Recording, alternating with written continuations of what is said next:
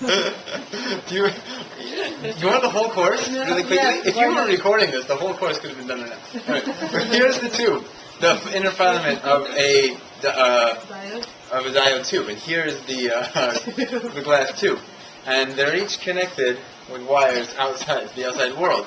So a diode, if you can imagine, here's a tube. There are two wires coming out. A diode lets flow go through one direction and resists it the other way. Well, the interesting thing is, when you heat up the filament in the middle of this tube, it lets flow go through the filament, and because it's hot, it radiates outwards. The energy is going from the tube to there's inside the glass is a mesh net to capture the energy coming out from the filament and the flow through. So you can go in through the filament to the mesh net and then out the other wire, which is what a diode does. It's a one-way valve, but you cannot go the other direction because you can't go from the mesh into the filament, which is really hot and shooting out, right? Okay, so, and then